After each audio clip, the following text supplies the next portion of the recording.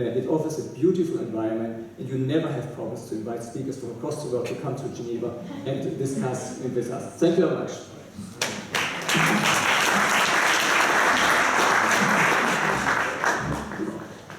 Thank you very much, Mr. Ekkehard. Unfortunately, the third speaker, Dr. Borsberg, has cancelled, so he will not be able to speak on behalf of the proposition.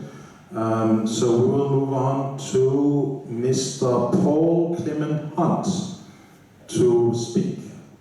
Make the case for... Sorry, excuse me, I'm being confused here. We are at the opposition now, so we have... Yeah. So I now ask Mr. Charlie Graham Brown, Chief Investment Officer and Partner of SIIA, to make the argument and the case for the opposition. Over to you, Charlie. Thank you very much. Thank you kindly for the invitation. I think we all want Switzerland to win. I'm not sure how many people are Swiss in here, but I assume most of us are either by birth or by naturalization. And when you look out the window, it's very hard not to love this country. We're all passionate about Switzerland, so I think we all want for this case to be in favour. But I wanted to just take the emotion out of this and listen to some of the facts that our side are proposing.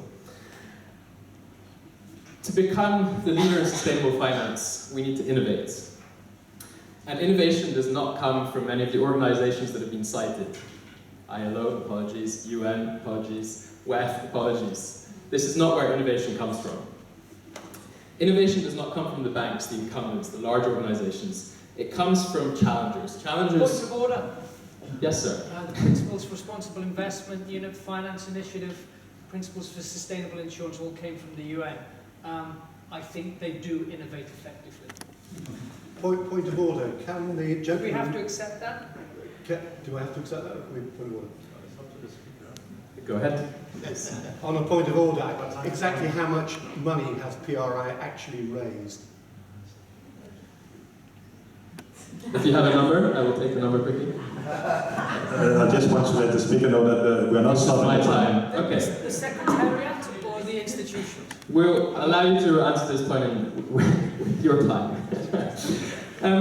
I'm not disagreeing that there are not ideas. There are think tanks, but are there enough do tanks? That is the question. There are innovators. I work for one, Blue Orchard. There are others, Bamboo, Symbiotics. SeedStars, I hope, is one of those. But many of these firms started 20 years ago. There's something in entrepreneurship called the multiplier effect, which is basically when one success story leads to other success stories. And in my view, there should be many more successful, innovative, sustainable finance companies in Geneva than we have today. I think there are several challenges that are blocking this. The first would be talent. I actually did the stats. I looked at the LinkedIn profiles, how many employees had worked at those three firms I just mentioned, Blue Orchard, Symbiotics, and Bamboo. Over 70% of the employees, the people that were trained and were given the skill sets, are not based in Switzerland. This is an international financial centre, yes, but sadly a lot of that talent is elsewhere. Which is great for Switzerland. There's intangible benefits of that in terms of branding. People love Switzerland, but sadly a lot of that talent is not here to develop that financial centre. The second thing is cost. Tech startups have boomed in the last few years, decades, with the availability of cloud infrastructure. But sadly, on the financial sector, there are ever more regulations making this almost impossible to innovate. I can give my own example. We set up an impact VC fund. We use Singapore as a jurisdiction, not Switzerland. All but myself in my team of 9 are from the fund directly, are not based in Switzerland. So that cost to running an innovative company, building an innovative company are lacking in Switzerland. The third thing would be capital. I can again give my own example. From raising a fund, most of our capital comes from outside of Switzerland. The problem with innovating in sustainable finance is you have to come up with new products and new ideas, and those are perceived as more risky. And I say perceived because the data actually shows that emerging managers perform better than established managers. So the perhaps suggestion for our friends in the regulatory sphere would be to create sandboxes or environments that allow for innovative finance solutions to be launched here. There are great schemes in other markets, and we're referring to the Anglo-Saxons. The UK has a fantastic scheme for innovative entrepreneurs, the EIS scheme, with tax rebates for those investing in innovation, and I think something similar could happen in Switzerland. My concluding point would be that innovation takes risk, requires a risk appetite. And I think in Switzerland, we are in this golden cage. Everything is perfect, everything functions, everything works so well. Why would people in Switzerland take the risk that is required to keep ourselves as a leading, or position ourselves, I should say, as a leading sustainable finance centre? Thank you very much.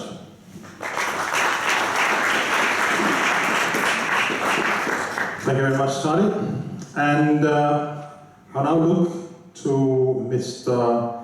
Paul Clement, founder of Blended Finance Group, to once again make the case for the motion. Good to go.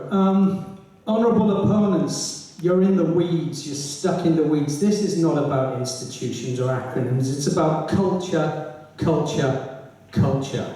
And I would say that in terms of, there's nowhere else in the world better than Geneva in terms of sustainable finance for these reasons. Good, effective, impactful, sustainable finance simply needs tension. It needs profound tension. Keep the tension positive, but it needs the electricity of disagreement. So, the best of finance, and we all know how the best of finance can bring social cohesion and environmental improvement, but you need the worst of finance, and Geneva has both of those. It has the best of finance, from some of the examples you've kindly given us, and it also has the worst of finance to drive systemic change. So why Geneva? Well, as I said, Geneva has the key ingredients, the good and the bad.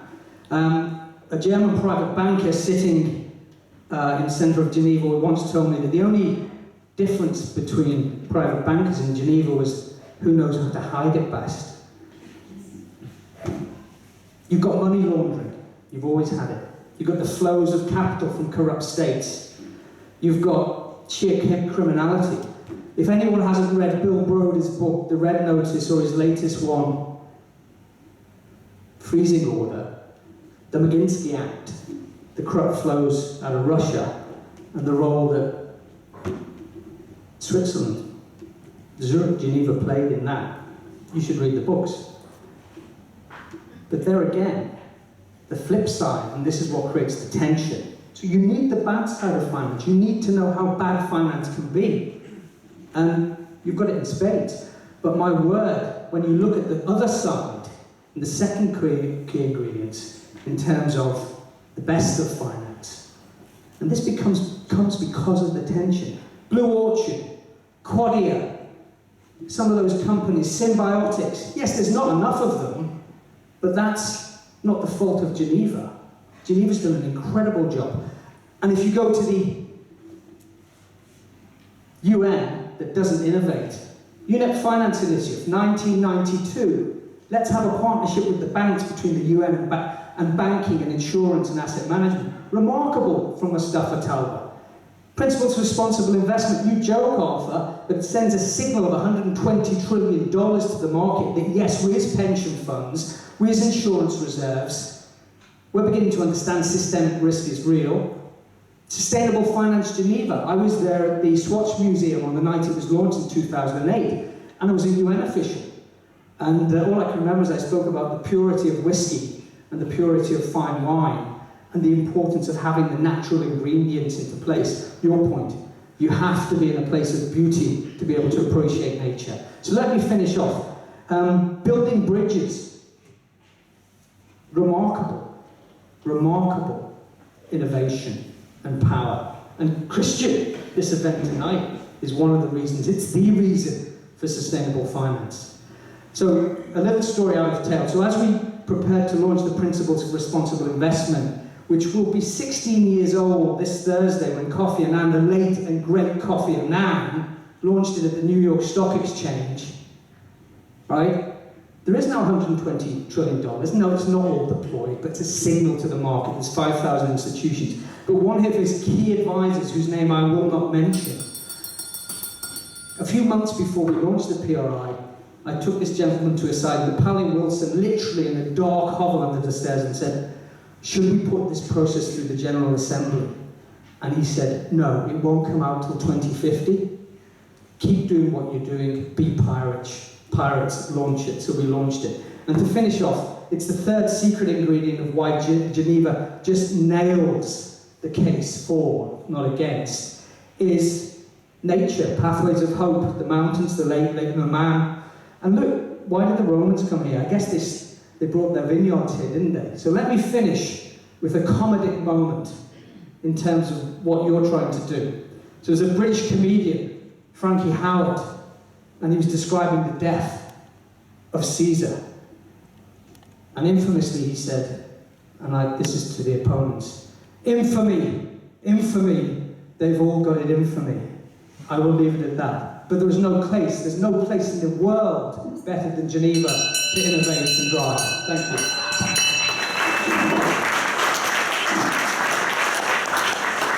Thank you so much, Paul, not only for these very strong arguments, but also for flying all the way into Geneva, because Paul is no longer based in Geneva. I think he came from Nairobi, or was he from London? I think so. Yeah, so thank you so much for making this effort, Paul, for joining us tonight. We move on to the third and final speaker of the opposition. This is my colleague, Mr. Ben Benety, who is president of the Swiss Impact Investing Association. Over to you, Ben. Thank you, Chairman, for inviting me today. The last time I was at a debate that was in school in India, and there the topic was given to me just before the debate, and the teacher chose whether I'm for or against. Luckily this time, thanks, I knew the topic, and I was allowed to choose the side. Many of you in the audience knows me, and they know that I can be sometimes provocative, I can be harsh, but at least I say what is in my mind, and I speak very much on the macro level, and usually I think I'm more serious, but I'll go Paul's way. So I'll just try telling stories. I will not tell too much facts and figures, because most of that you will find anyway in every paper, document, whatever I tell you. And I will not only talk about Geneva, I would more focus on the topic of Switzerland. So why? In my opinion, if Switzerland proceeds forward as it has been doing till now, then I do not believe that for long it will remain ranked as one of the world's leading financial services, nor will it be a competitive financial center. If you allow me, I'll tell you a short story. So I think it was around 12 years ago, I was speaking at a banking forum in Zurich, which was full of all the heads of the banks. And there was one gentleman, he was head of, I think, the economics department from Zurich University, one of the professors, who mentioned that sustainability and impact investment is morality, is not economics. Of course, I gave him a lecture on that. After that, he didn't want to talk to me. But 12 years further, do you know what has changed till now? Nothing. Absolutely nothing. Do not get me wrong, my honorable opponents.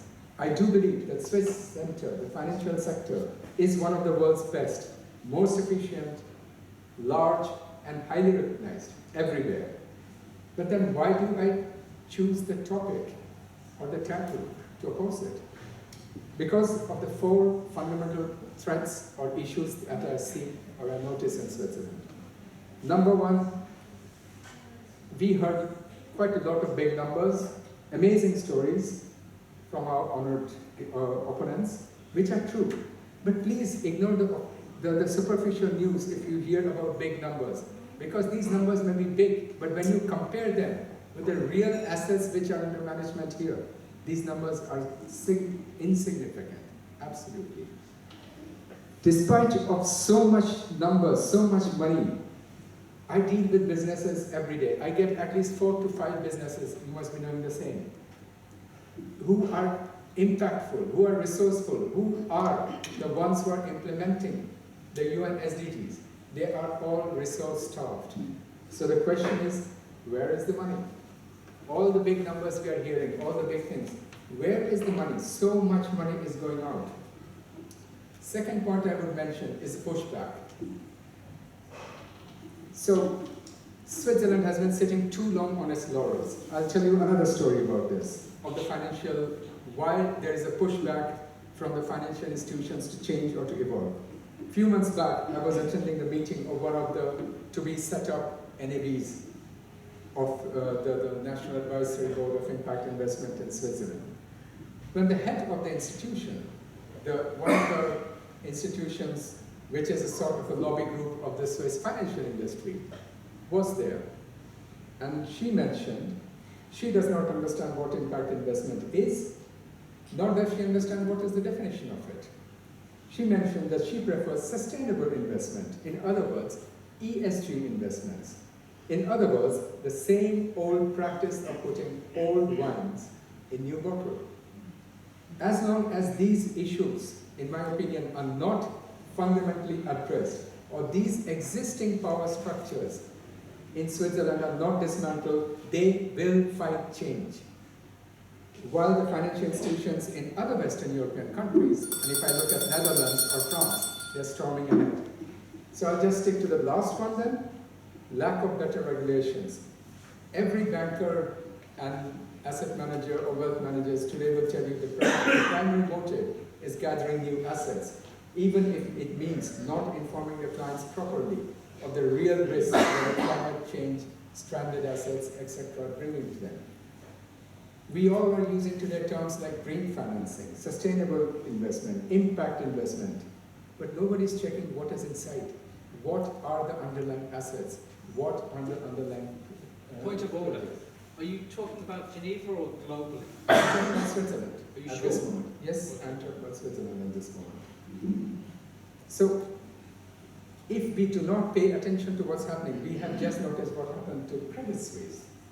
So, and in conclusion, what I would say is if the above issues are not resolved fast, in this very fast changing global order, I believe that for Switzerland, the worst is yet to come.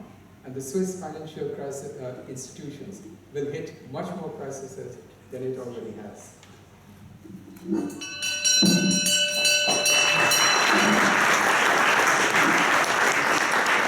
Thank you, Ben, for making this very compelling arguments for the opposition. As the audience might have noticed, the opposition is lacking two world-class professors from the Graduate Institute at EMD. Unfortunately, due to family reasons, they had to cancel today, so there are only three. We will address that during the rebuttal. But for now, I would like to give the pro team the last opportunity to speak. And with us today, we have Mr. Niggli, the Deputy Secretary General of the Economics Department in Geneva. Over to you, Niggli. Thank you very much indeed, Mr. Chairman. Ladies and gentlemen, distinguished friends, very happy to be here in this August Assembly. Indeed, here in Coppet, a place where intellectual giants have debated for centuries. Ben Banerjee just spoke about crisis. I would argue it's not Switzerland's financial center which is in crisis, it's the world. It's the world, and the world is suffering not from one, but from several systemic crises. And I would argue that three social contracts, and Arthur Wood spoke about Rousseau, I'll talk about social contracts. Three social contracts need to be rethought rather urgently. The one we have with nature, the one we have with technology, and the one we have with ourselves. And I would argue that we have here in Geneva all of the ingredients to create the new recipes, the new grounds for rethinking how we can strive and how we can prosper long term. Very clearly, I could present more facts. But we humans are not just factual animals, we are also emotional animals. And in the spirit of Coppet, where philosophers and political scientists, strategists met with writers and poets, I'd like to choose here a different avenue. And I'd like to come up with a poem to make the case as the final speaker on the pro side.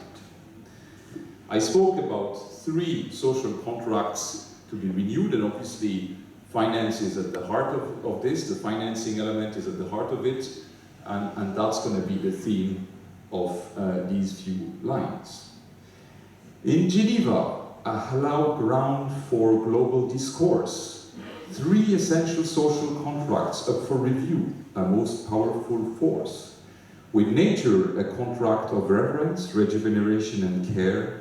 With technology, a tool to serve, not a weapon of mistrust and scare. With humanity, a contract to rewrite for fairness and shared prosperity. Geneva's unique capacity, a symphony grant of finance, sustainability, impact, hand in hand. A harmonious composition of prosperity and planetary care. A new melody of finance is resonating beyond compare. Like a phoenix rising from the ashes of the old, Geneva's impact capacity reinvention, a story yet untold. For the 21st century, a reincarnation attitude profound, where the Geneva spirit in new forms can be found. In Geneva, a convenient with nature's grace, a sacred pledge to protect, preserve and embrace. To honor the contract with Earth's flora and fauna, in sustainable finance, hopefully a path to a greener nirvana. In Geneva, technology is servant, not a master, a guiding principle for a future that's faster. With ethics and values as its guiding light, technology as a force for good with foresight. Geneva's call to revise a contract with humanity, to foster equality, inclusivity and unity, to uphold human rights with dignity and respect, a vision of humanity that's fair and direct. Geneva's legacy, post tenebras lux, a gift to posterity, a vision for a better world and humanity, for all to see, with sustainable and regenerative finance as one of its guiding stars, a legacy that has the potential to shine bright, near and far. In Geneva, collaboration's power profound, building bridges where solutions abound. Bridging between different stakeholders and views together as one to accelerate finance transformation and get the job done. Geneva, a promise, a creative pulse, a beacon of hope, a place where a reinvented finance can elope. Accelerating the transformation with vigor and might towards a future bathed in sustainable light. A hub of creativity where ideas take flight, propelling finance towards a future that's bright, a clarion call to revise our social contracts for a brighter future where hope and change leads. So let us head Geneva's call to action, embrace change with a sense of satisfaction, uphold nature, humanity and technology, with a revised Geneva spirit, we find our guiding philosophy. Thank you very much indeed.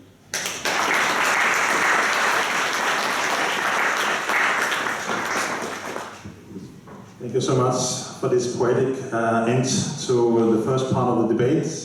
Followed you many years, Niggli, but I've seen another facet of you that I didn't know, but what better place than Coppet to show your poetic side. And I will inform the descendant of Madame de Stael that you have this, and maybe you come join me and my wife in joining the Rencontre de Coppet, which meets every now and then to discuss literature and poesy.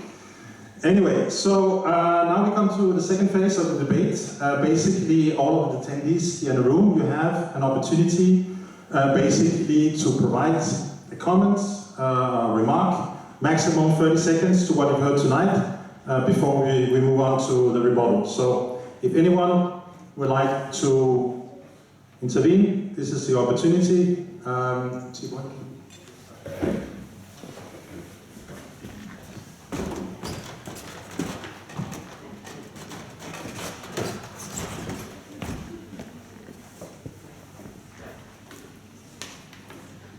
Super, thank you very much. Hi, I'm Niggli Bridges, and I have a startup. So a bit of background, because I cover both areas here. So, I'm a privileged kid who grew up in Geneva. My father did all the hard work to get here. I started my career in the financial industry and decided that I wanted to do something much more impactful. So I left my comfortable job and I took the risk and I started a startup in impact. So, starting off in Geneva, great, because you get that first funding. But what happens once you reach that next stage? And this is where, when you're a startup going into a medium-sized company, Geneva has dried up. Where's our money coming from now? It seems to be coming from India, from France. How is that possible when we've got the center of it here, we've got all the money here, that we're now, as a Swiss company, having to search elsewhere?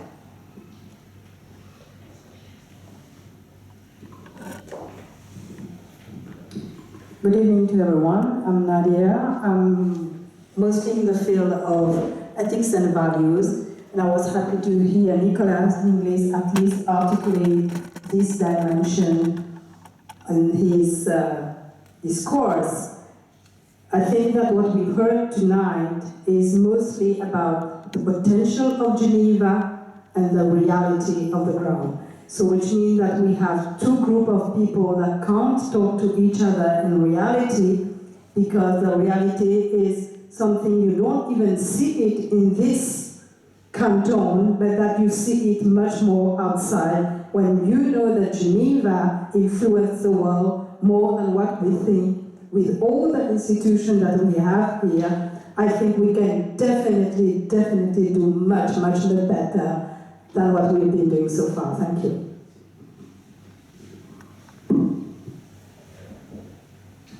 Any other floor speeches? Yeah, over there.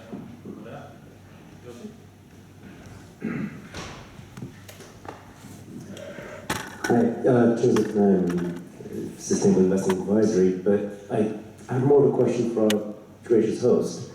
Maybe before we do the next vote, if you wouldn't mind clarifying the question for us. What is the KPI or the benchmark that qualifies the financial centre? Is it the heart and mind, which the motion for is eloquently argued for? Or is it that the body is not in a coma, in which case a heart and mind is relatively pointless, as the motion on the left, as on the right, has argued quite well. And my contention is that examining the incentive structures and calibrating those is one conduit, but that's an obvious one. But it's a question to our host. Could you clarify what you mean by a financial centre? Thank you. Any more questions from the floor? If not, I will actually allow Mark Halle to answer that question, since he is the Secretary of Financial Centres for Sustainable Development. Mark, you would want to quickly define what is a financial centre? I don't think there is a scientific definition of it, and in the International Network of Financial Centres for Sustainability, I remind you that we have 39 members throughout the world, including virtually every one of the large financial centres, but also including emerging ones like Abidjan, Kigali, who are doing some of the most interesting work. So financial centre is a cluster of financial actors and the service industry that grows up around them. So financial actors are, and I submit it's important to remember this, not simply the banks and the investors, but the entire ecosystem, the pension funds, the institutional investors, the insurances, the stock exchanges, the central banks, and so on. And the rest of the industry includes, of course, the regulators, the standard setters, the financial service industry that surrounds and offers services to the other actors. So we have a financial center. What characterizes it is what's often called the Porter effect, that if one